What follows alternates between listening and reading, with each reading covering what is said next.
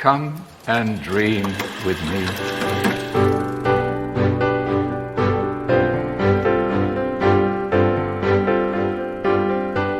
Hello, welcome to What Do You Want to Watch, the Explosion Awaits Premier Media Podcast.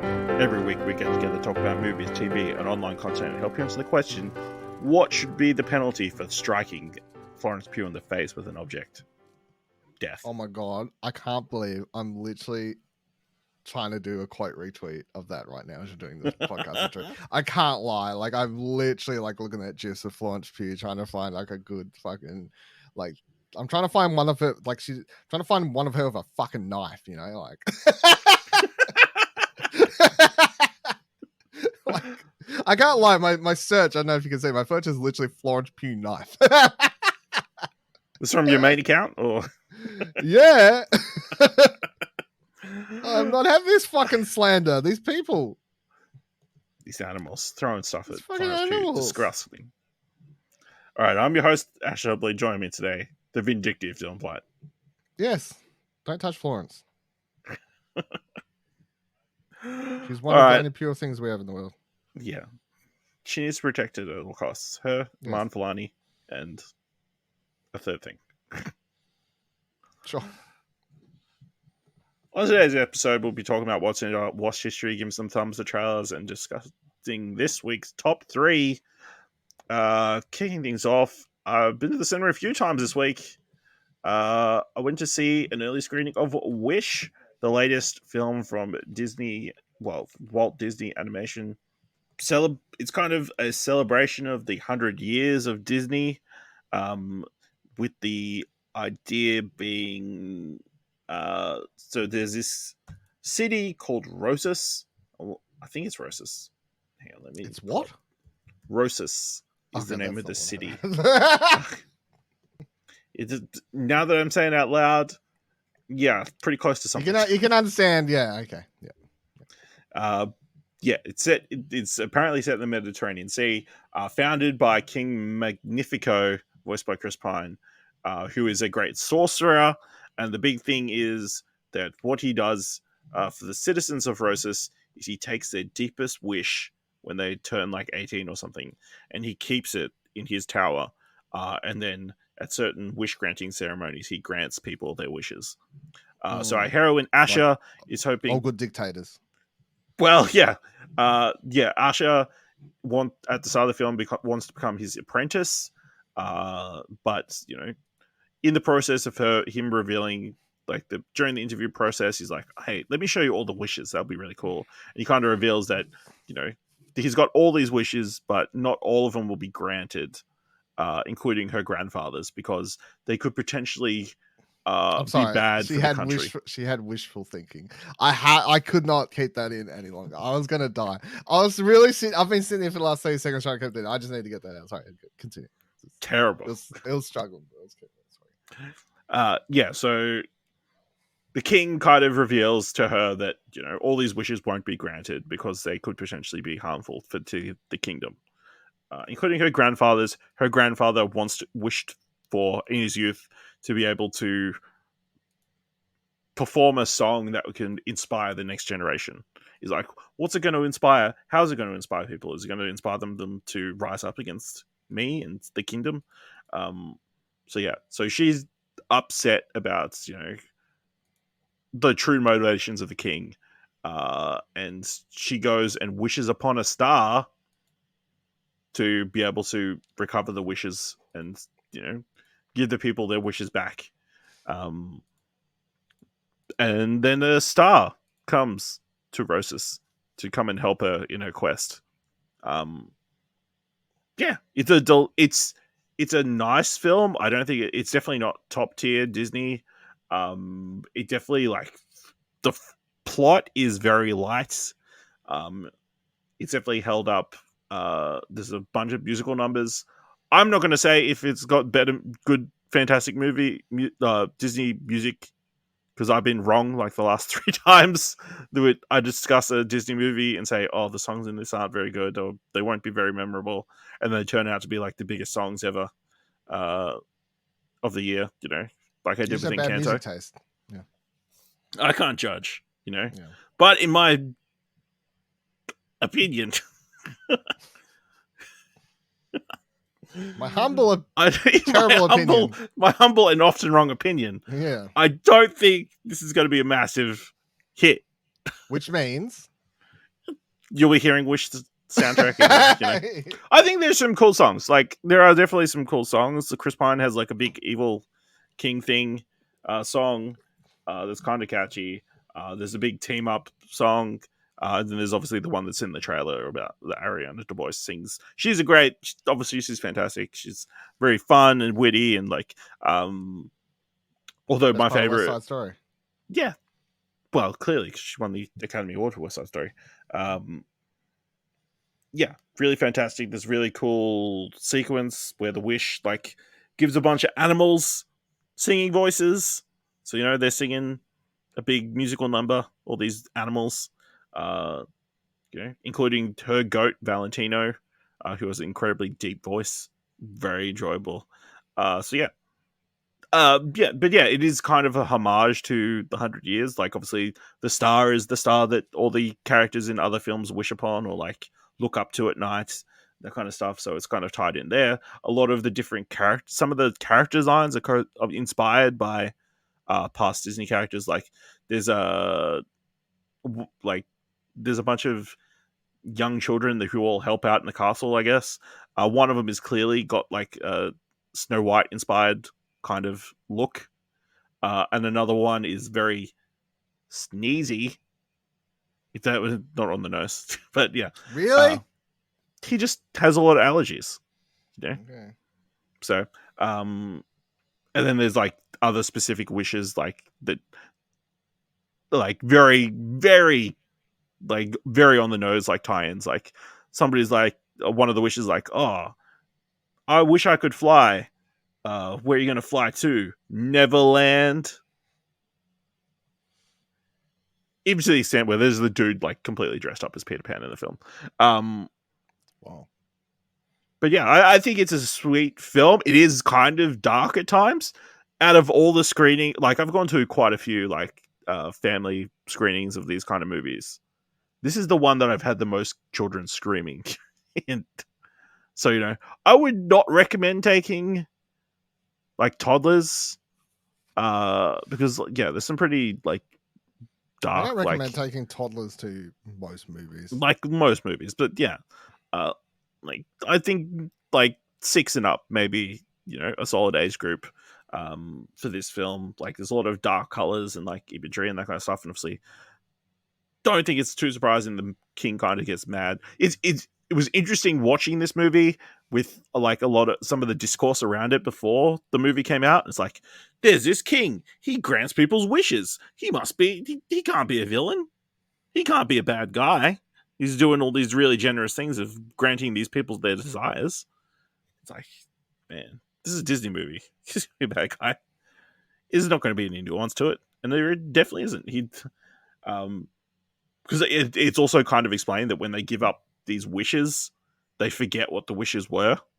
So what they're really doing is giving him like a part of their soul, or the part of their like motivation to live and that kind of stuff. So it's kind of messed up in that kind of a way. So I would recommend checking it out. I think it's definitely not a fantastic Disney movie, but it's a fun one. For Disney fans, you might be like, oh, I get that reference. Oh, I get that reference. Oh, there's a deer. The bear calls it Bambi. That kind of stuff. And yeah, I believe it's coming out in wide release on Boxing Day. I believe this coming weekend of day of release, there's going to be some charity screenings in most cinemas. So I recommend. Is the charity for Wish? For the Make-A-Wish Foundation, I think. Yep, yeah, that's the one. Yeah, I'm pretty sure that's what the charity's for. So don't quote me on it because I haven't looked it up. But yes, yeah, go check it out. I think it's a solid animated movie, with some fun songs and fun animate. The animation I don't think is the best. Like, it's interesting because like Disney's kind of in this like, they kind of all committed to going full 3D animation, but they're kind of not doing the most interesting 3D animation at the moment. I mean, it looks good. It's wild that this is Asha's the got boy like in the- braids in her hair, which was kind of distracting to me. I think like the hair, like animation and that kind of stuff. But yeah, they're not very. The animation is very safe. They're not very experimental, like a bunch of other projects that have been a lot more interesting this year. So I think it's crazy. This and the boy in the heron coming up the same month. yeah, which is also interesting because obviously that I don't think is going to be very experimental animation wise either. But because I it's still haven't watched the trailer, so yeah, but he's not going to do anything crazy with it. It's going to look like a Studio Ghibli film. it's not a bad thing. No, I'm not saying it is, but the fact that it's in 2D animation makes it so different to everything else coming out. So, but yeah, check out Wish. I think. Also went and saw a movie that finally got released in Australia, Bottoms. Described as the female Fight Club, it's not that. Bottoms is a surrealist high school movie in which two lesbian students who are low on the social totem pole accidentally find themselves leading a self-defense class or what they call a fight club after a series of events with the aim of them being able to get close to their crushes through the self-defense class, but it becomes so much more. Yeah, so obviously starring Rachel Sennott, Eda Berry, as the two lesbian students. Yeah, really funny. Again, like it is like a surrealist, absurdist kind of story. Like if you're like expecting it to be Fight Club, I don't think you're gonna like Is this anyone movie. expecting this to be Fight I Club? don't know. though? The way that people have just described it as female Fight Club, I think is I don't know if anyone actually that's the thinks way. that's what it is. Yeah. No, it's definitely a high school movie. Yeah. Just like kind of turned up to 11 because they do some crazy weird stuff. Yeah, really funny. It definitely it's not. It definitely subverts some of the high school tropes, I guess, but also plays into other ones. Of like they're definitely not going to get off scot free and that kind of stuff. And then there's just the third act is just crazy. It's just definitely a super fun comedy. Obviously, like it's been hyped up like a lot, like at the start of the year. Like obviously, it's been in America, called one of the best comedies of the year. I think it might be my favorite comedy of the year. I'd have to I think I enjoyed it more than Joyride. Well, there's Barbie as well, so I guess I have to think about that a little bit more.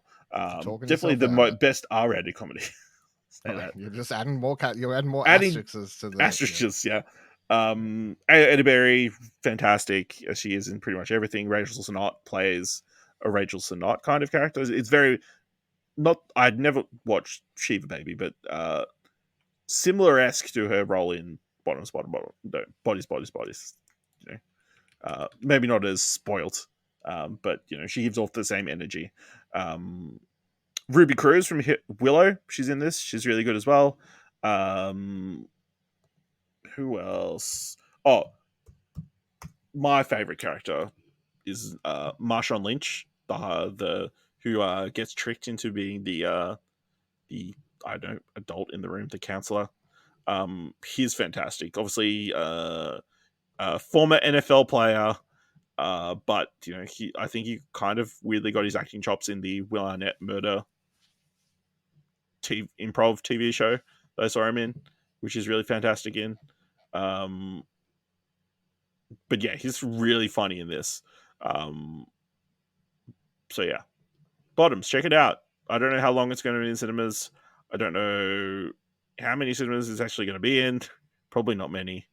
But yeah, it's really fun.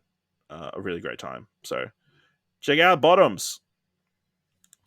Then I also watched Uproar. So this is the New Zealand film starring Julian Dennison that follows a young Maori student called Josh, who's growing up in a.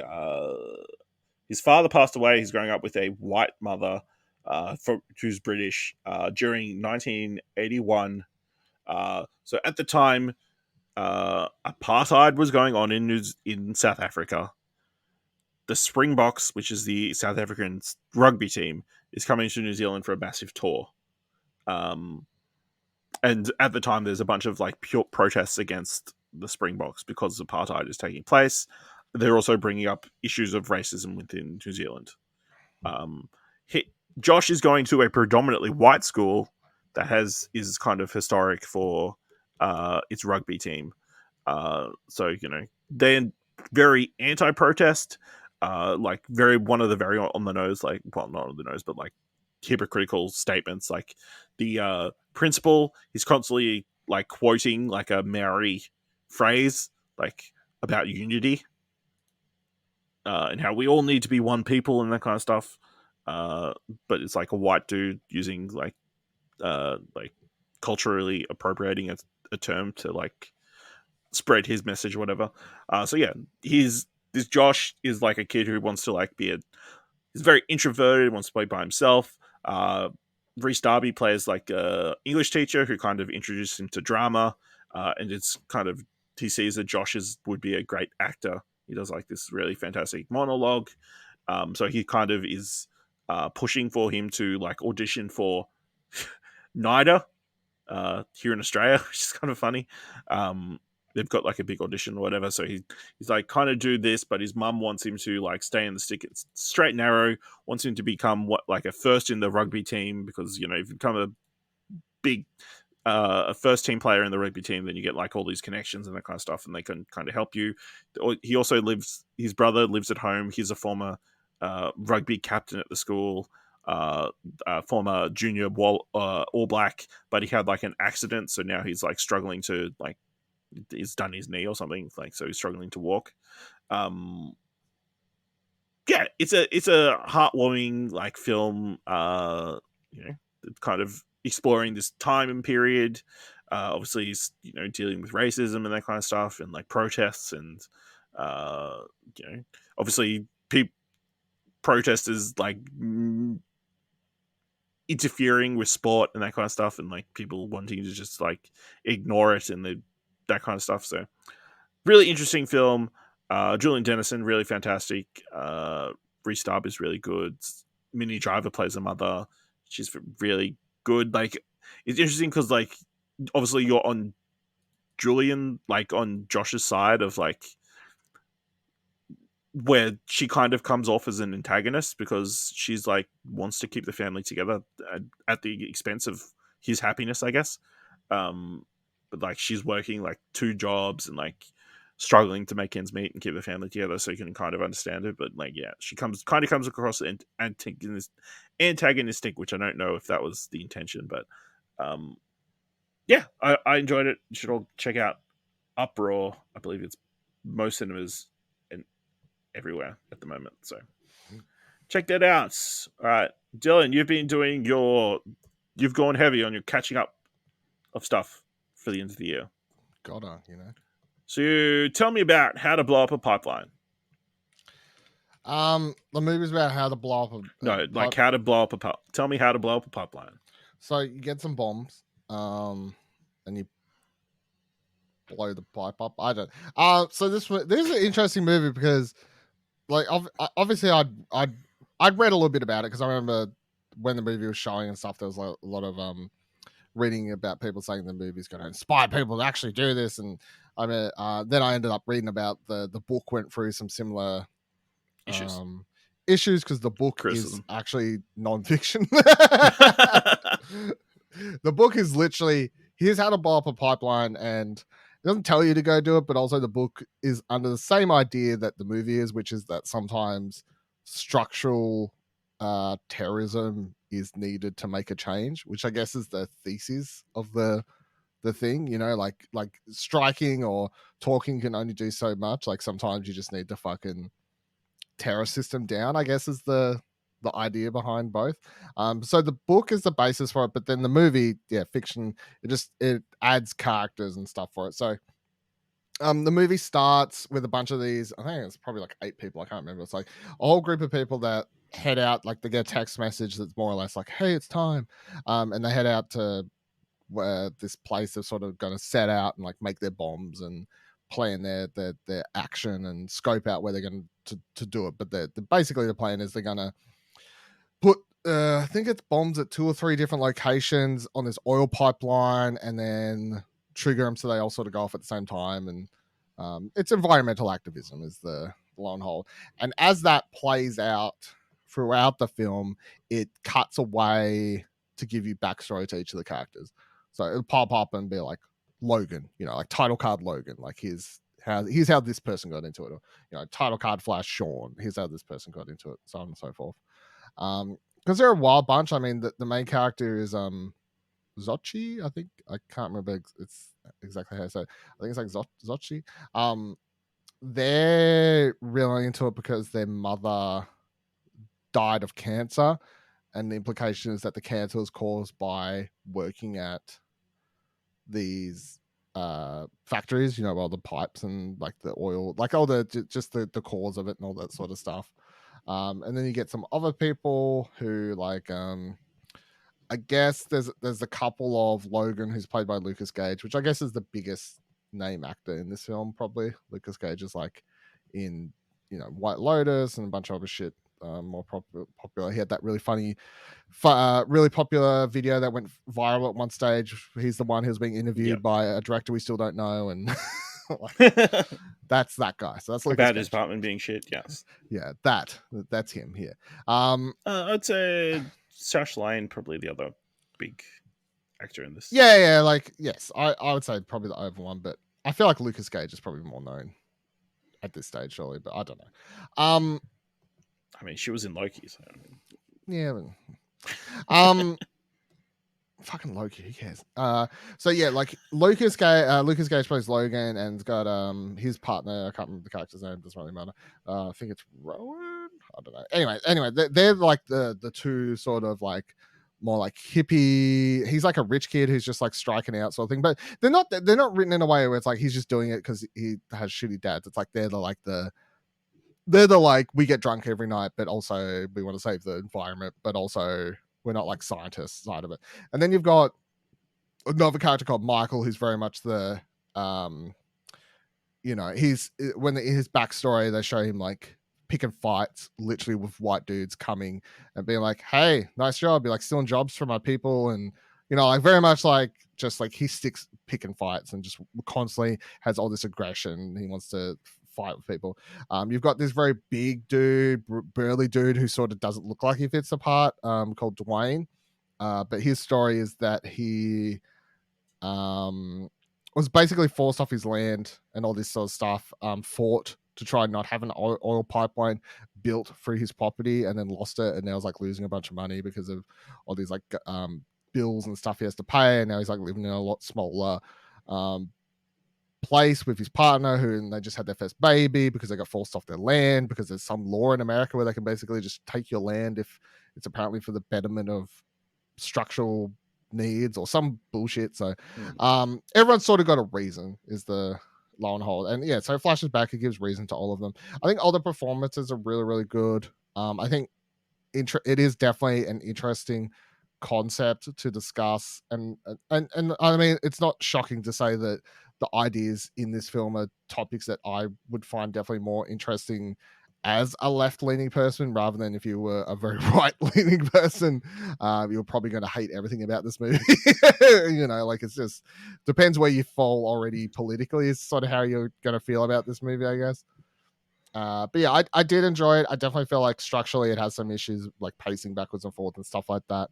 But yeah, I very much would suggest watching it because it is, especially when they get to the actual bomb sequence, it is quite tense to see them pull it off and how they do it. And of course, not a major spoiler, but there's a moment where it's like a strap breaks as they're trying to do something, and like they're playing around. They do a very good job of building the tension of these are people who have learned how to build this shit off YouTube videos, and at any second they could just blow themselves up, and B, they're like racing against the clock to do it without the cops, and all this other sort of stuff. So yeah, I enjoyed it.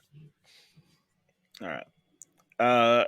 Then you also watched Are You There, God? It's Me, Margaret, a film that we've brought up several times this year as to why the fuck isn't here, and now it's here. You've watched it. Came out of nowhere, as we discussed last week. Just randomly was like, hey, it's rentable now after like 9 months. But I very much enjoyed this movie. And again, we talked about the trailer, know nothing about the book.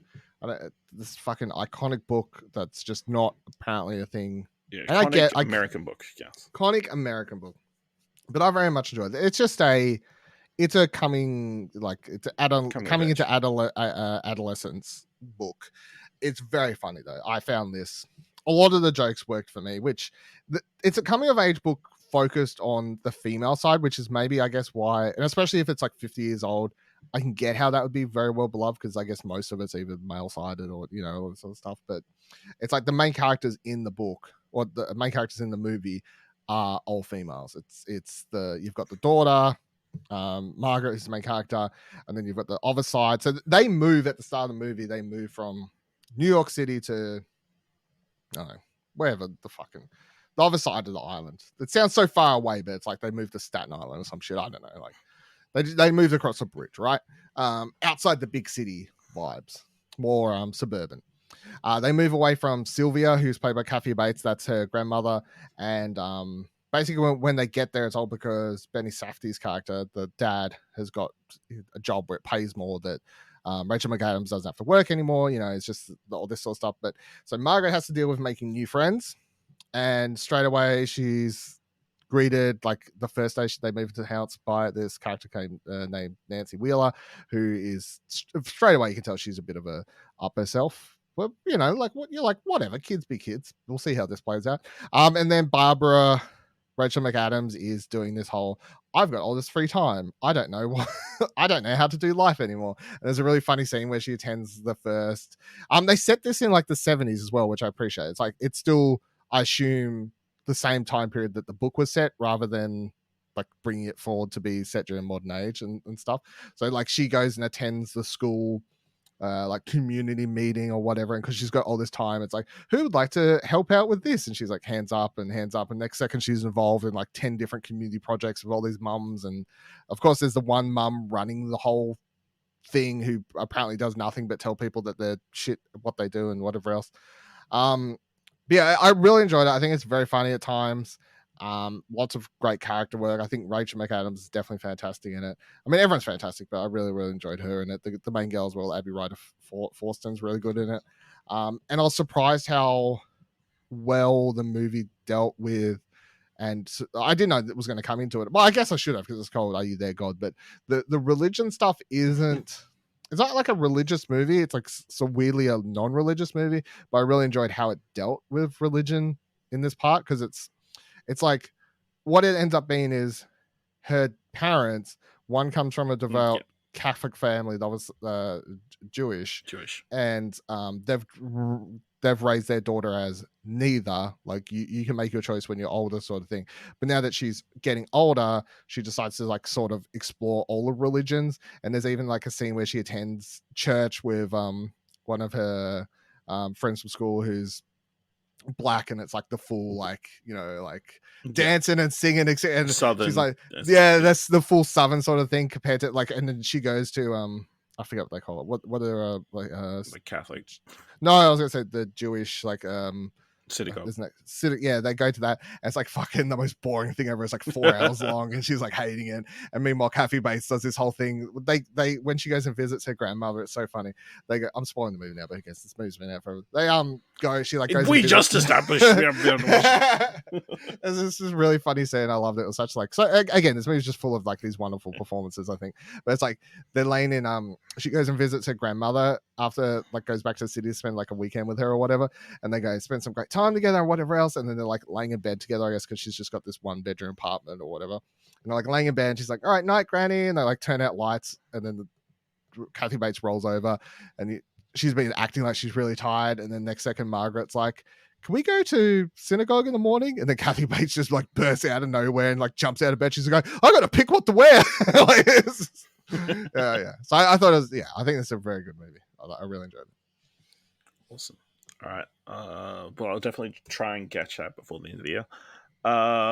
You also watched Teenage Mutant Ninja Turtles: Mutant Mayhem. Have you seen this? Yes. I can't remember.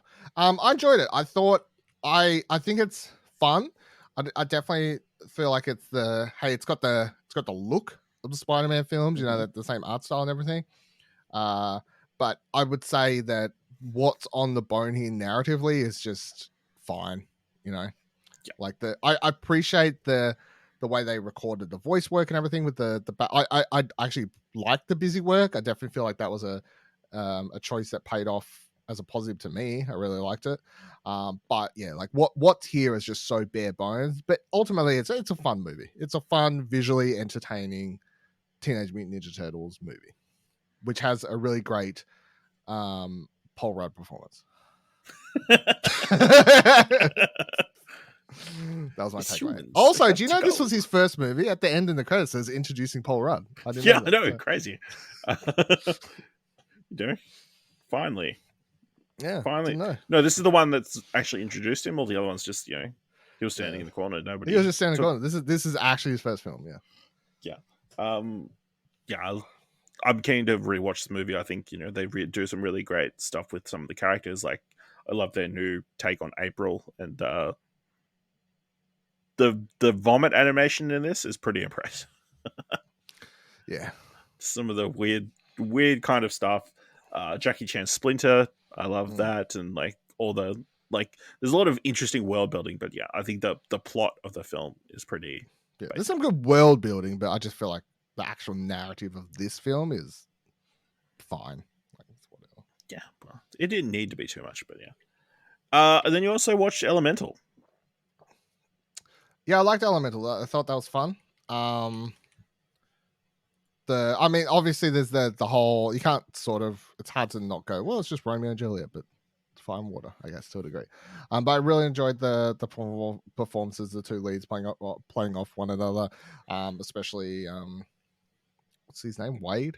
Yeah, that whoever the voice actor is for that, I forget the person's name, but that was really good. Like, the back and forth is just so sealed them. And again, this just has such a great world. The animation of this I thought was really, really good and inventive. I doubt this is going to be the only thing I'll say for this. As much fun as I had watching it, it is that thing of where I'm like, that was really fun. I enjoyed my time with it. I don't know if I'll be thinking about this at all, in a month from now, sort of thing. Is that a problem though? I don't think it's a problem. I think today, I don't know if it was today or yesterday, but someone's tweet went around like, can we talk about how Glass Onion had no cultural impact, so it's a shit movie? I think that makes it a shit. I don't think that makes it a shit movie. I don't think me saying that I may not think about this ever again makes it a shit movie. I just think it's a very enjoyable animated film that. Okay, do we overplay cultural? No, I just think that movies that really good movies have substance stay with you for at least some time, you know, and some stay with you forever for your whole life, you know. So I just feel like this is a fun movie. I enjoyed it. It's got nothing that's sticking with me. And the thing is, I'll compare it if I go, what was the last one I watched before this? The fucking house one. The fucking, what's that called? The house where they all got powers. And they got the thing, you know, where they go and they get a power when they turn 13 or whatever. Oh, Encanto. Yeah, Encanto, right? So Encanto is similar to me, nearly. So I'd be like, Encanto, nearly super fun, forgettable. However, it has one absolute banger of a song that's going to stay with me forever. So, by that I didn't think anybody would love. Yeah. All I'm going to say is I'll never think about the word Bruno as a name ever again. It's for anyone. Yeah. No one's getting their child named Bruno. Because we don't talk about Bruno, that's for sure. So, that separates. You know what I mean? Like, it's not like emotionally standing with me, but that one bit plus it has a fucking several hilarious animated scenes with I'm forgetting so much tonight, but that animal in the background, I'm just picturing Chupacabra. Yeah, where it's like standing in the background just looking pissed off at all stages. That's good shit. Okay. Yeah. So that movie has a lot more memorable to me than this. So. Yeah. Again, there's going to be personal taste kind of thing as well. Like certain movies will hit different for different people and that kind of stuff. Yeah. But yeah, I'm a big fan of Elemental. I really enjoy the. I don't know if I ever talked about it. They did like a documentary with the director, like talking about. I think the he did. process and that I kind of think I stuff. remember you talking about this. Yeah. But yeah, he's great. Also, because he in the documentary he points out like a bunch of the voices he's done for different stuff. Include like he was he's like the bad guy who gets beaten up by Mrs. Incredible at the start of the movie in Incredibles. And then he's obviously most recently Socks in Buzz Lightyear. So yeah, Elemental, that's great. Dylan, have you finished watching Happy Valley season 3? No. Talk about it next week. Dylan, you felt the need to rewatch Violent Night. Yeah, Christmas time. So many new Christmas movies that we would talk about over at Yeah, but over Christmas. my parents wanted to watch a Christmas movie. Okay. And you're like, let's watch this one. Let's get in the mood. Let's get in the Christmas mood. No, hold on. You say it like it's a joke, but knowing me and the type of shit I would suggest, if it was like, hey, we should watch a Christmas movie. Have you seen Violent Night? That's yeah. Do you want to watch the one where Santa beats up a bunch of people? And... They enjoyed it. I was going to say they enjoyed it. Okay, good. Like my mum and dad found it quite funny. So yeah, I too stand held by. Up. It's a perfectly good 7 out of 10 in my mind. Okay, fun time. I'm keen for the sequel still. I'll say falls off in the third act a bit, but otherwise fun. Okay, and you finished your Hunger Games rewatch that you started. I did. Mm-hmm. You finally watched the Hunger Games Mockingjay's Part 1 and 2, which you'd never watched before. No, I watched Part 1. Never watched Part 2 before. Yeah, never watched Part 2 before. You watched Part 1, you're like, oh, I had enough. Yeah, but I've read the books. I knew how it finished anyway. I don't know. I don't know why I never watched it. I don't know. Just never happened. So, was it worth the wait? No. Okay. Yeah, I don't know why they split those movies. It's dumb. They should have just made them one. Catching Fire, Hunger Games, Ballad of the Song of Snakes, Mockingjay Part 2, Mockingjay Part 1, Mockingjay Part 2. There you go. Mine would be the same, except I put Songbirds over the first Hunger Games. Yeah, but I just did the rewatch, so yeah, I'm like really fresh to. When's the last time you watched? Yeah, it'd be like that's 10 years. Yeah. Which is crazy to say that there'd be 5 to 10 years. So I watched the first 2 episodes of Slow Horses season 3. Just more slow horses, more. But is that a bad thing, Ash? No, it's not. Some people might say if it's more of the same, it's bad. But just Gary Oldman yelling at people? Yeah, Gary Oldman yelling at people. The Slow Horses kind of messing up stuff. And a bunch of espionage shit, I think that's the official description. That is espionage shit, yeah. So definitely worth checking out. It's definitely more of the same. I'm enjoying it. Yeah, I don't know exactly what the mystery is this season. Like one of the secretary for the Slow Horses kind of gets kidnapped. They're trying to figure out why she's been kidnapped, but the kidnappers don't seem like they're normal kidnappers. So yeah, and then there's also like the ramifications of last season's events and that kind of stuff. So Slow Horses, it's fantastic. You should check it out. Apple TV Plus. Let's move into the mandatory Netflix segment of the show. And last week I talked about the documentary American Symphony, which I watched, which follows like a year in the life of the musician John Baptiste, and kind of documents also his rise from being just a kid in the South, learning piano. He eventually goes to like Juilliard, which is obviously a massive music school in America, who don't normally have people from New Orleans come and perform classical music at Juilliard, but he does. And then he made like a band in New York who didn't necessarily do. He's like more of a jazz influenced musician or classical kind of stuff, so it's not like super poppy and that kind of stuff. But he had a band, and like they would just perform anywhere and everywhere around New York City. He eventually became the band leader for the Colbert of Late Night with Stephen Colbert, so that's where he's been getting his regular paychecks. And then obviously making his own music on the side, including the recent album of this film, We Are, which won a bunch of Grammys, and it kind of documents his personal life, where his wife is currently, during the film, dealing with having leukemia. So it's kind of got this weird contrast of him going through this really personal struggle while also having this really great professional success. So it's kind of weirdly contrasted that. And then also during this period, he's trying to make this American Symphony. So his idea is that how would you build a symphony orchestra in America today if a symphony orchestra had never been built before? So it's like a combination of like all different instruments influenced by Native American instruments and drumming and that kind of stuff, and a lot of black culture and like guitars and that kind of stuff. And they would eventually perform for one night only at Carnegie Hall. Yeah, it's a very moving documentary. Like the relationship between John Batiste and his wife,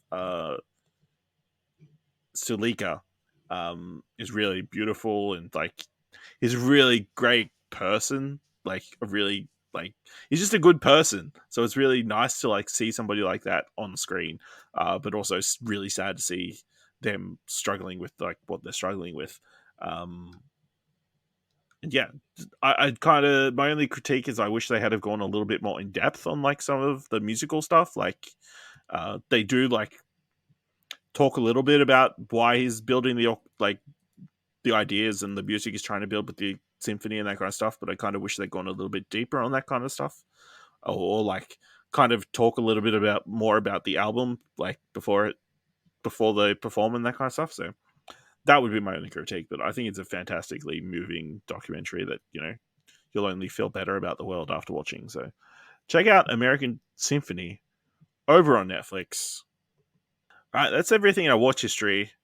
I haven't actually got any film news for this week because, you know, all the film news for this week is from trailers. So let's just jump in to give some thumbs to trailers. Of course, you can find all the trailers we're about to talk about in the show notes below. Kick things off with one of the big ones of the week. Godzilla X Kong, The New Empire. Directed by Adam Wingard, starring Rebecca Hall, Brian Tyree Henry, Dan Stevens, Kaylee Hottle, Alex Ferns, and Fala Chen. This latest entry follows up from the explosive showdown of Godzilla vs. Kong with an all-new cinematic adventure pitting the almighty Kong and the fearsome Godzilla against a colossal undiscovered threat hidden within our world, challenging their very existence and our own.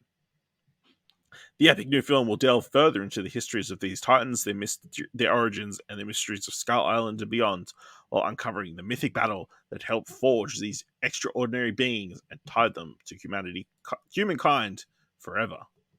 Dylan, what did you think of the trailer for Godzilla X Kong? Looks terrible. I wish to give me back Adam Wingard and get him to direct a horror movie again. You think it looks terrible? Oh, yes. I know what the fuck I don't want this. No, I got nothing. Double thumbs down. I don't care. Oh wow. I'll give it one up, one down. Like it's like obviously it's interesting that obviously we saw them last film fighting each other nearly to the death, and now they're going to team up. But man, you see that one shot of them running next to each other? These two giant creatures. I think it's just a ridiculous idea, and I'm here for it. I'm really excited to watch Godzilla -1. Is it playing anywhere near you? No, but I'm still really excited to watch it. Oh, jeez. Yeah, I'm definitely keen to check that out as well. And obviously, there's a lot of Godzilla stuff if you're a Godzilla monster fan. I watched the Uh, first episode of that Apple TV show. The Plus. Monarch, yeah, Yeah, it was good. I enjoyed the first episode. okay, good. But yeah, I think it's I don't. There's not a lot in this trailer. It's just some interesting visuals. Godzilla's gone woke and is like showing a bunch of pink rather than the blue kind of aesthetic that they had in the last movie. What's up with that? Get some testosterone in your Godzilla, Yeah, you what's up fucking with weak this? fuck, yeah. But It's I a think it girl looks. color. I think it looks better. You weak cunt. The hot pink. Yeah, I don't know what the story is of this film. It seems like they're building up this other ape to be some sort of antagonist. But why would you need to team up with Godzilla to take out this ape?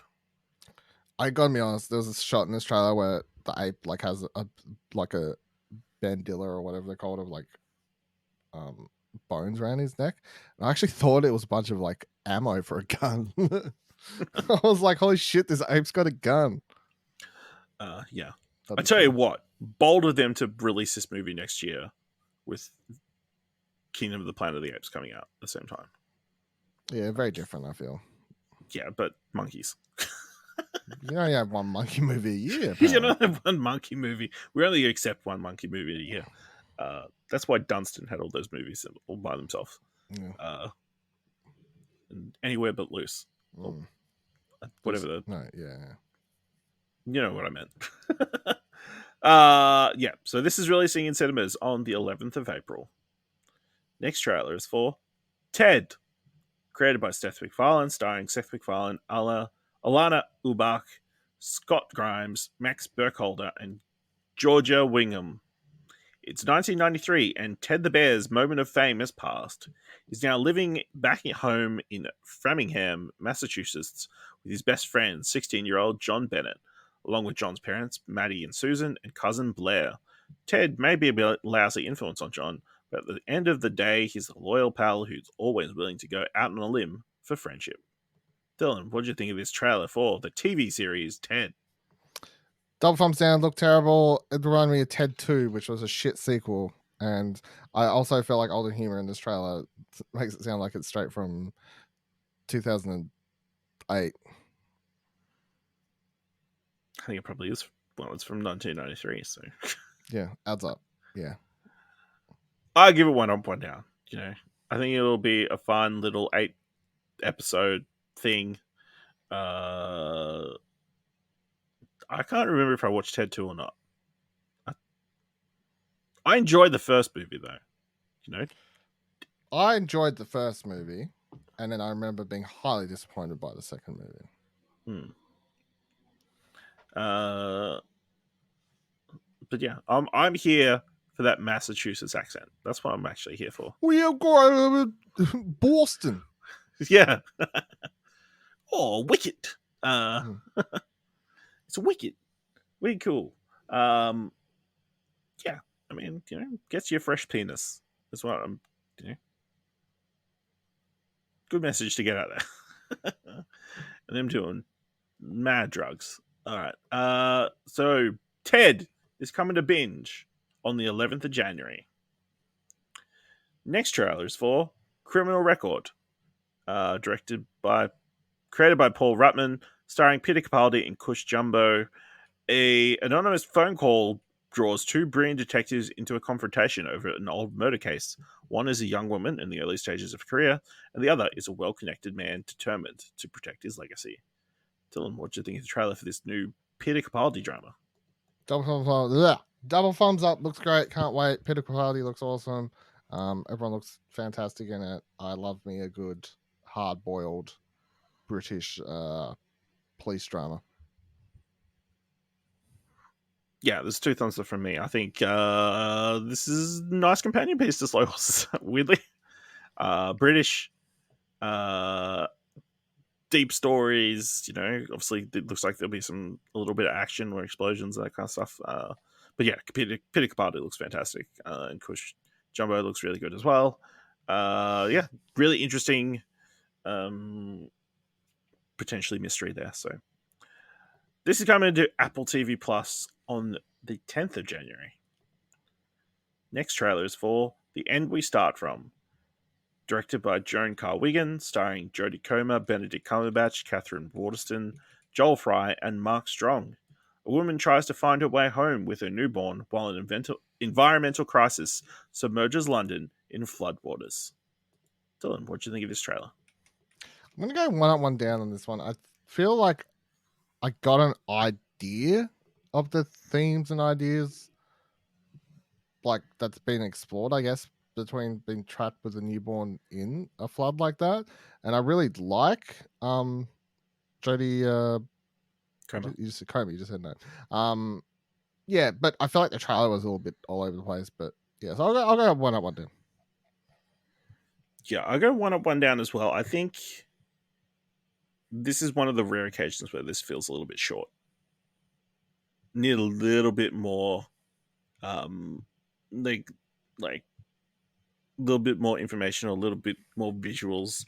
I think one of the coolest shots in the trailer is like them taking a boat down the middle of a major like London street, and there's like it's obviously highly flooded, and there's like the double decker buses and stuff, submerged in water and that kind of stuff.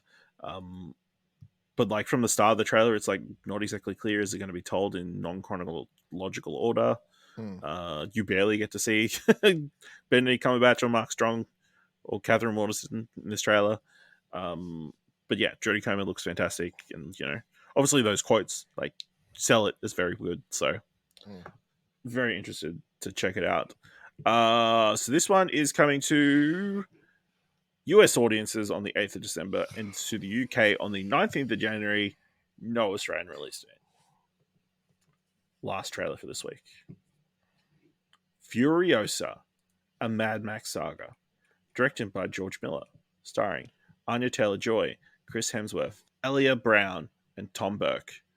As a world falls, young Furiosa is snatched from the green place of many mothers and into the hands of a biker horde led by warlord Dementus.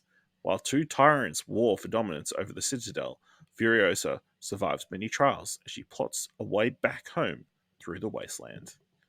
Dylan, this is easily one of the most anticipated movies of 2024. What did you think of the trailer for Furiosa, a Mad Max Saga? Mad Men would be a very different version. Love it. Double thumbs up. I've watched it several times. Absolutely going to be one of, if not my most anticipated movie coming into the new year for sure. Obviously, really love the Mad Max franchise and adore Fury Road. So, very, very keen. I have no complaints about this. All these people nitpicking a fucking trailer and assuming CGI won't look better by the end product user are all dickheads. Fuck off. There's my 2 cents. Yeah, fantastic. Yeah, Anya Taylor-Joy looks really good. Like, obviously, I think we were all kind of disappointed it wasn't going to be Charlize Theron, but based on it being a prequel, like impossible, really, unless you use like heavy CGI de-aging technology, which I don't think would be in their interest. Chris Hemsworth looks good, although that nose is like noticeable straight away. All those people who got upset about Bradley Cooper, my maestro. Come on, Chris Hemsworth's nose is much more apparent here. But yeah, it'll be interesting to see him playing more of a villainous role, which I don't think he's really done. Really good to see him finally do a fucking Australian movie. Really pay back to the country he's from. Good for he you, did Chris. 6 years of Home and Away. He's paid his dues. I'm pretty sure all those Extraction movies are made somewhere in Australia, right? If they're filmed in Australia, there's a big difference between that's like saying Thor's an Australian movie. I would also say, that a bunch of Australians got paid to work on the movie. So I mean, yeah, I understand, but I mean an actual Australian movie, Australian production, not just filmed in Australia. Okay. But yeah, that looks really good. Crazy that not crazy, but Morton Joe looks like he's going to play a role. Yeah, pretty cool. Yeah, I keep forgetting. Yeah, I don't know. Like, obviously, it's got a distinct visual style. I don't know if that's specifically because of the CGI. Like, did you ever get around to seeing 10,000 Years of Longing? No, but I had no reason not to. It just took so long to come out. Never went to my cinema, and then I don't know. Yeah. But I feel like this has inspired me to actually watch it. Yeah, because I feel like the visual style of that is probably influencing this even more than Mad Max, because it like the coloring and that kind of stuff is very similar to that film. So Yeah, looks great though. but yeah, looks fantastic. There's some crazy stuff in this, like Chris Hemsworth's riding a motorcycle chariot at one point. Everybody's pointed out, and then Anya Taylor-Joy seems to catch herself under a semi-trailer with a motorcycle. Is that what's happening? Where she think so. suddenly appears underneath? I don't know. But yeah, I'm excited. There's a lot of wild shit. There's a lot of wild shit. I'm excited to see all of it. But yeah, what a fantastic first taste of Really makes me Mad want to Max. rewatch. If you see me suddenly find time to, instead of choose watching, let's put it in. Let's put it in the schedule. Let's lock it down. Let's do a podcast next year, or like a series. All the Mad Max. Have you watched all the Mad Max movies? No. Have you only seen Fury Road? Yeah. Wow, that's crazy. So yeah, Road to Furiosa. It'll be wild for you to watch the other ones, because the other ones are obviously very different. It's also interesting to like see people discussing like trying to figure out the timeline of stuff, because isn't Max from before the fall? Yeah. So this is set 45 years after the fall. So then Mad Max would be like correct 100 or something in Fury Road. So really, it doesn't make any sense. It doesn't make any sense. But the idea, and this is the thing I guess people don't get about Mad Max, especially evident in the last film, is after the first movie, Mad Max just becomes this. It's sort of fairy tale shit. It's this is a thing that happened, but you're watching. Myth. It's a myth. It's a myth and legend thing. The first movie is the first movie, right? The first movie is like before it's like on the cusp of the fall sort of thing. Yeah. Then after the fall of society, you go Mad Max 2 and shit. And at that stage, it's just whatever. Try and work out the age of Max. It's whatever. His last name, what is his last name? Verdabanksky? It's some fucking really weird. Yeah. There's some cool stuff. Like the city, I want to say the city's actually like pulled like kind of from the video game. Like, or at least there is I mean, the city, they have the city. Yeah, it looks similar. So I don't know. It'd be funny if they pull from the game. But yeah, look forward to. We'll probably do something Mad Max related next year on the podcast. And gentlemen, to give Dylan an excuse. Well, okay. So yeah, Furiosa, a Mad Max Saga. Don't love the title. Just call it a foot. I understand you need to wedge Mad Max into that, but yeah, that sounds like a corporate. That's a marketing. That's a marketing decision. Yeah. Yeah. It's releasing here in Australia on the 23rd of May, 2024. Can't wait to watch Furiosa Mad Max Saga next year alongside Force of Nature, The Dry 2. Some of my favorite upcoming films that is related to other films. Yeah. They need to put that first. My new favorite genre of Australian films is making the titles as obnoxious as possible to try and link them to the successful previous entries. Yeah. Yeah. Look forward to Housing Complex, a castle film. Yeah. Surprised they haven't already done it. Yeah. All right, let's move into this week's top 3. Definitely in the top 3. Dylan, it's December. It's that Christmas period. People are looking for ideas for different stuff to get their cinephiles or TV lovers for Christmas. So I figure these last 3 episodes before we finish up for the year will be to help almost semi-gift guides. So this week's top 3 is top 3 books we'd love to get this Christmas. I was about to say, you say gift cards, but I've picked 3 things I don't actually have. Because it's 3 things that I'd like on my... Yeah. Yeah. So the assumption is they're good. Yeah. The assumption is we've got good taste of stuff we would like. That you would go, oh yeah, the person in my life would like that as well. Fair. So Dylan, what's your number three? my number 3 is Criterion Designs. It has a longer title. I can't remember. Anyway, there's a book, I've seen it before, where it's just like it goes over the art. It's like a coffee table art book, but with Criterion cover art. And obviously the Criterion collection has a bunch of really cool cover art and stuff like that. So as someone who loves looking at that stuff and not being able to buy it because I live in Australia, this seems like a really good purchase for me. It does sound like a very good purchase. Mm. My number 3 is a book called Welcome to the OC, The Oral History. So it's a book written by Alan Sepinwall, who was obviously a respected critic, in which he interviewed the show creators Josh Schwartz and Stephanie Savage, as well as a bunch of the cast of the show, and kind of documents the history of the show through these series of interviews. With obviously the show hitting its 20th anniversary, for a lot of people our age, the OC was kind of a seminal teen drama. So this is, I think, I'd be interesting to read it. I'm sure there's a lot of other people who'd have fond memories of the OC. Also, that was a very weird show. It is a very surprising hit at the time. So, yeah, check that out. Dylan, what's your number 2? My number 2 is something I've had sitting on my wish list for a while, which is one of the most, at least from people I follow and I have listened to over the years, most well-regarded movie history books, called Easy Riders, Raging Bulls.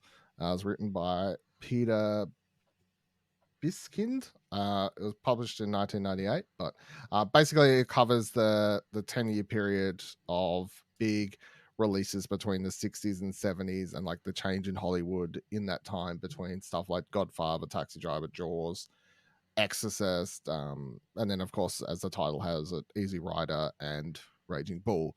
So it's a time period of a lot of films I love. A super interesting time in Hollywood.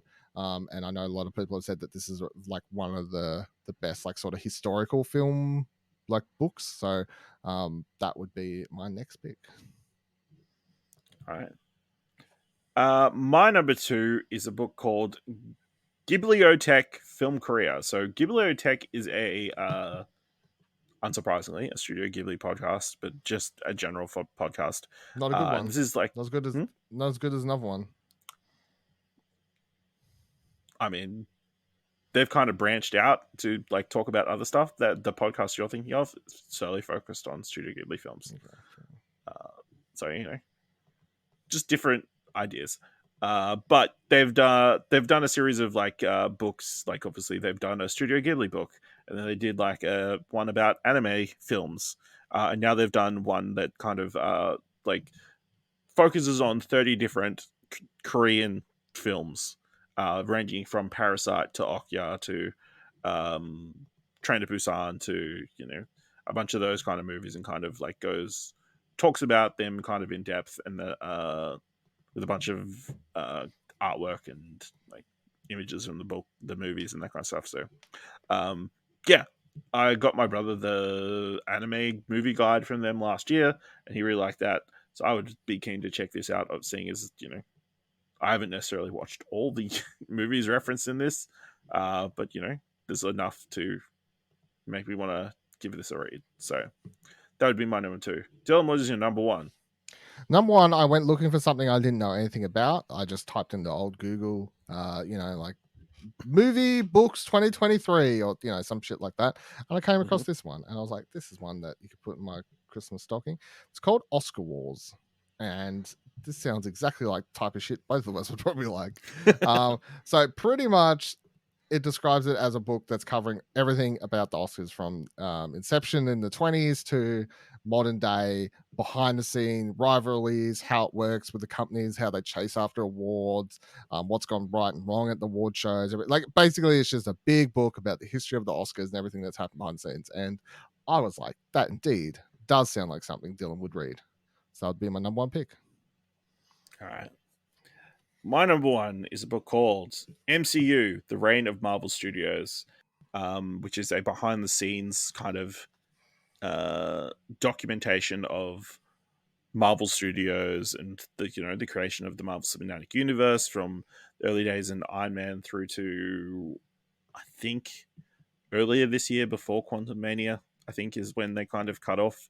It's written by Gavin Edwards, Jonah Robertson, and Dave Gonzalez, the last two who I've listened to for several hours on different podcasts. So, to read a book by them is would be just enough, but obviously to focus on a subject that, I know a fair bit about and have talked about extensively, that's definitely something that I'd feel like I'd need to read. Hopefully those 6 recommendations are something to help you this Christmas. Dylan, this week, what do you want to watch? The Boy and the Heron. Okay. Was there any other answer? I mean, no. I mean, that was number 1, but yeah. Oh, there's TV shows too. Hold on. What are TV shows? Is there? I don't know. Is there? Maybe there's not. No. Nope. 3 weeks in a row, is it going to be? Doctor Who, baby. We're having a good roll of Doctor Who at the moment. So Doctor Who, special number 3, let's go. Yeah. I mean, The Boy and the Heron is the obvious choice this week. It's the right choice. I mean, it's the right choice, but also Dick's the Musical was releasing. Not even close. But, if I'm not going to copy you, that would be, I a wasn't second just choice. copying me. It just happens to be the same choice. Or, Silent... Are you going to watch Silent Night? Yeah, I'm going to hope to, yeah. Okay. That's also releases this week. I'm not going to that over Boy and Heron. I mean, yeah. By the way, it's my cinemas currently- are only playing English, but I don't actually mind for Ghibli movies. Ooh, In fact, if I had to hot take. pick, I would probably just go watch it in English if I had the choice here. Then there's my hot take. Yeah. And then also Maestro's playing places.